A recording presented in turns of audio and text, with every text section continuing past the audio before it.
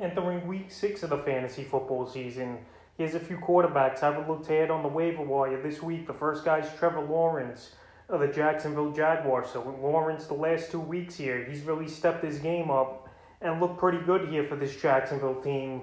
And as a viable fantasy option in deeper leagues and 2 quarterback leagues. So the last couple games here for Lawrence, week 4 at Cincinnati, 204 passing yards and 36 rushing yards with a touchdown. In week 5 versus the Tennessee Titans in that ball game, 273 passing yards, a touchdown and interception, and 28 rushing yards with a rushing touchdown. So in week 6 here for Trevor Lawrence, it's going to be another London game here for Jacksonville this year. And they versus the Miami Dolphins, that obviously their defense isn't that good this season. They're not really making plays. And this Dolphin team banged up as well offensively, where they put offenses in good positions, like we saw versus Tampa Bay in that game in week 5. So right here, Trevor Lawrence, I think versus the Dolphins, he could go out there and once again get 20 to 25 fantasy points in this one. And he's available in 50% of fantasy leagues. The next quarterback I looked at on waivers this week's Geno Smith of the Seattle Seahawks. I know Geno Smith, it hasn't been a good career for him, especially in his New York Jet days.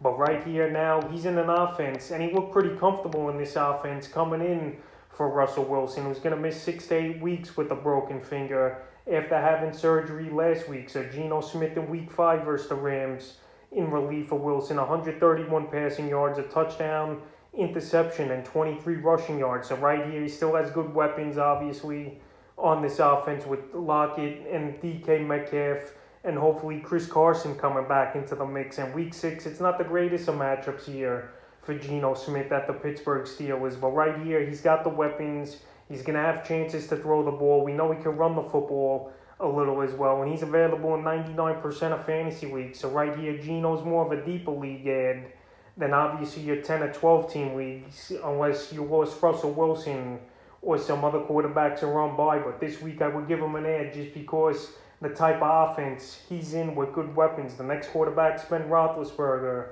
of the Pittsburgh Steelers. So Big Ben, he fought through some injuries in this ball game in week 5 versus Denver, and it was his best fantasy day to date so far. 253 passing yards, 2 touchdowns, and a fumble loss in this one. And in week 6, he's got a pretty good matchup versus the Seattle Seahawks that give up the 7th most fantasy points to quarterbacks. So Big Ben, it looks like his offense is in sync here. Claypool came back with a big ball game in week 5 with 130 yards and a touchdown. Deontay Johnson's good. I know Juju Smith-Schuster got hurt in that game, but he's not that good in my opinion like he used to be. And Najee Harris has been a viable option out of the backfield catching the football. So right here for a week 6 matchup versus Seattle, if you lost Russell Wilson or if you had Daniel Jones or someone as your quarterback, I don't think Big Ben's the worst of options. And we saw him have a pretty good game versus a good Denver defense in week 5, the notable Ben in 77% of fantasy leagues. The next quarterback I look to get on the wire this week, Mac Jones of the New England Patriots. So the Patriots, they came from behind in that ball game in week 5 at the Houston Texans and won it. And Mac Jones, it wasn't the greatest of games for him.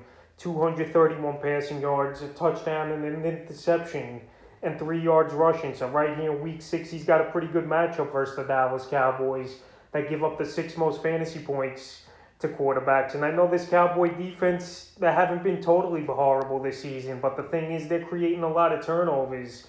But the teams are still putting up yards, they're still putting up points. And Mac Jones at home in week 6 versus the Dallas Cowboys, I think he could have a decent fantasy day. And even if they're trailing in this game, he's going to have to throw a lot. So either way, I think Mac Jones could put up 20, 23 fantasy points here versus the Cowboys in week 6. And it wouldn't surprise me to see New England pull up an upset victory in that one. And right now, Mac Jones is available in 82% of fantasy leagues. And the 5th and final quarterback I would look to add on the wire this week's Teddy Bridgewater of the Denver Broncos. Said Teddy Bridgewater, it was surprising to me that he played in that week 5 ball game versus the Pittsburgh Steelers after leaving the game in week 4 with a concussion. So he finished at the Steelers 288 passing yards, 2 touchdowns, and 11 rushing yards. I know a lot of that was garbage time in the 4th quarter where they were trying to come back from a 2-touchdown deficit here was the Denver Broncos. But right here, Teddy Bridgewater, he still goes out there,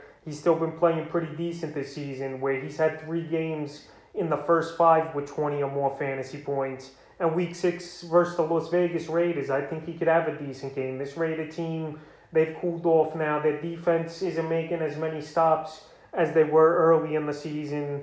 And I think this AFC West type of matchup, we're going to see some points on the board. And I like Bridgewater as a pickup, and he's available as well in 82% of fantasy leagues. So that's a few quarterbacks I looked at on the waiver wire heading into week 6 of the fantasy football season.